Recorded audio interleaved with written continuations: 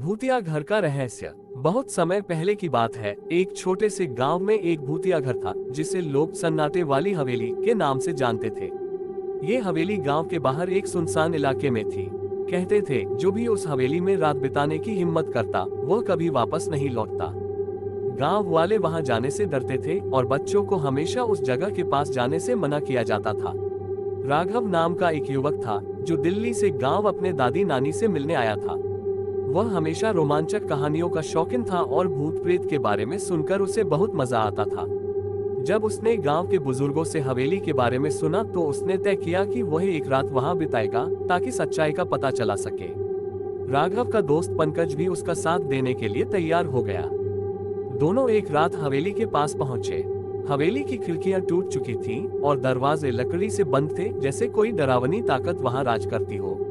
अंदर घुसते ही एक ठंडी हवा का झोंका आया और हवेली के भीतर एक अजीब सी खामोशी छाई हुई थी। राघव और पंकज ने अंदर जाने की हिम्मत जुटाई। जब वे हवेली के अंदर पहुंचे तो उन्हें दीवारों पर पुराने खून के धब्बे दिखाई दिए। कमरे की दीवारों पर धुंधली तस्वीरें लगी थीं। तभी पंकज ने एक आवाज सुनी, जैसे कोई धीमे से बड़बड़ा रहा हो। वह घबराया और राघव से कहा, कुछ गड़बड़ है, हमें यहाँ से निकलना चाहिए। लेकिन राघव ने कहा, ये सब बस पुराने घर की आवाजें हैं, कुछ नहीं होगा। तभी एक कटा हुआ चेहरा सामने आया जिसकी आंखें जलती हुई थी और उसका चेहरा किसी भयानक प्रेत की तरह लग रहा था। राघव और पंकज डर के मारे चिल्लाए, लेकिन वह प्रेत अचानक गायब हो गया। वे दोनों जैसे तैसे भागे, लेकिन घर की दीवारों ने उन्हें पकड़ लिया। दरवाजे और खिड़कियां अपने आप बंद हो गईं और हवेली के भीतर एक भयानक हंसी गूंज उठी। हवेली के अंदर की हवा और भी सर्द हो गई। पंकज अचानक गिर पड़ा और जैसे ही राघव ने उसे उठाने की कोशिश की, एक बर्फीली आवाज आई, तुम दोनों यहाँ क्यों आए हो? राघव ने पलटकर देखा तो एक कटी फटी औरत का चेहरा सामने था जो बुरी तरह हंस रही थी। उसका चेहरा खौफनाक था और उसकी आंखें पूरी तरह काली हो गई थी।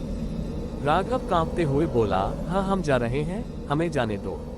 लेकिन वह औरत बोली, तुम्हें यहाँ रहने का हक नहीं है, तुम दोनों नहीं बचोगे। राघव और पंकज दौड़ते हुए हवेली से बाहर निकले, लेकिन बाहर जाने के बाद भी वे सुन सकते थे कि पीछे हवेली में किसी औरत की भयानक हंसी गूंज रही थी। अगले दिन गांव वाले हवेली के पास गए तो उन्होंने देखा कि राघव और पंकज जख्मी हालत में पड़े थे। उनकी आंखों में डर था और वे बुरी तरह कांप रहे थे। राघव ने रोते हुए कहा, वहाँ कुछ है जो हमें नहीं देखना चाहिए था। वे दोनों हवेली के बारे में कभी और कुछ नहीं बोले, लेकिन गांव के लोग कहते हैं कि जिस रात वे हवेली में गए थे उसके बाद वह घर और भी ज्यादा खतरनाक हो गया। अब जब भी कोई पास जाता है हवेली से वही डरावनी हंसी सुनाई देती है। आज भी अगर आप उस पुराने घर के पास जाते हैं तो आपको किसी औरत की भूतिया हंसी सुनाई दे सकती है और वह कभी आपको वापस नहीं जाने देगी।